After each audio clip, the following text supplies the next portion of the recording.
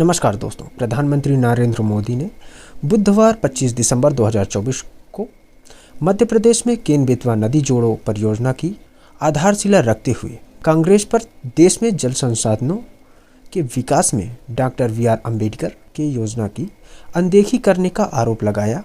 खजुराहो में आयोजित कार्यक्रम में बोलते हुए मोदी जी ने यह भी कहा कि 21वीं सदी में केवल वे ही देश आगे बढ़ सकते हैं जिनके पास पर्याप्त और सुव्यवस्थित जल संसाधन हो। प्रधानमंत्री की यह टिप्पणी केंद्रीय गृह मंत्री अमित शाह की अंबेडकर के बारे में टिप्पणी से उपजे विवाद और इस मुद्दे पर विपक्षी कांग्रेस के देशव्यापी विरोध प्रदर्शन के बीच आई है। मोदी जी ने कहा कि अंबेडकर की दूरदर्शिता और दूरदर्शिता ने देश के जल संसाधनों को मजबूत बनाने, उनके प्रबंधन और बांध निर्माण में महत्वपूर्ण योगदान दिया।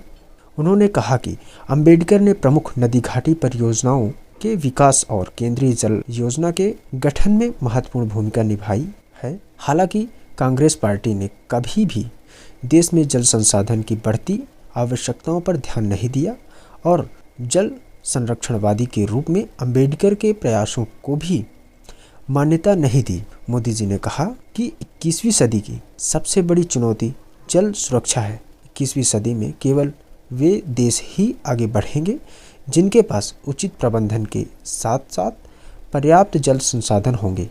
इस अवसर पर प्रधानमंत्री नरेंद्र मोदी जी ने राज्य के खंडवा जिले में ओंकारेश्वर फ्लोटिंग सोलर परियोजना का भी वर्चुअल माध्यम से उद्घाटन किया और नदी जोड़ो परियोजना के तहत दौधर सिंचाई परियोजना की आधारशिला रखी। केंद्रीय जल संसाधन मंत्री सी.आर. पाटिल और मध्य प्रदेश के मुख्यमंत्री मोहन यादव ने क्रमशः बेतवा और के नदियों के जल से भरे 2 कलश मोदी जी को सौंपे, जिन्हें उन्होंने नदी जोड़ो कार्यक्रम का शुभारंभ करने के लिए परियोजना के एक मॉडल पर डाला।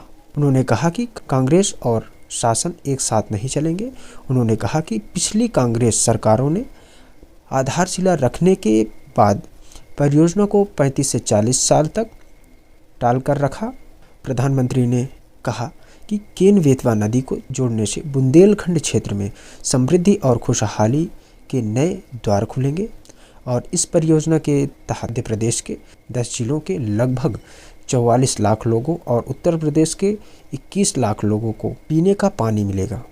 इस परियोजना का अनुमानित लागत लगभग 44,605 करोड़ रुपए होंगे। अधिकारियों ने बताया कि इस परियोजना से 2000 गांवों के लगभग 7.18 लाख कृषक परिवार लाभान्वित होंगे तथा इससे 103 मेगावाट जल विद्युत और 27 मेगावाट सौर ऊर्जा भी उत्पन्न होगी। मोदी जी ने इस अवसर पर पूर्व प्रधानमंत्री स्वर्गीय अटल बिहारी वाजपेयी जी के जन्म शताब्दी पर उनकी समृद्धि में एक स्मारक टिकट और सिक्का भी जारी किया है। वाजपेयी सरकार ने देश के सिंचाई आवश्यकताओं के साथ साथ बाढ़ से निपटने के लिए नदी जोड़ों का एक समाधान के रूप में प्रस्तावित किया था। प्रधानमंत्री ने खजुराहो कार्यक्रम में 437 करोड़ रुपए की लागत से 1153 अटल ग्राम सेवा सदनों के निर्माण के लिए भूमि पूजन भी किया। धन्यवाद। इस न्यूज़ का लिंक आपको डिस्क्रिप्शन में मिल जाएगा। वीडियो को लाइक, चैनल को सब्सक्राइब करना ना भूलें।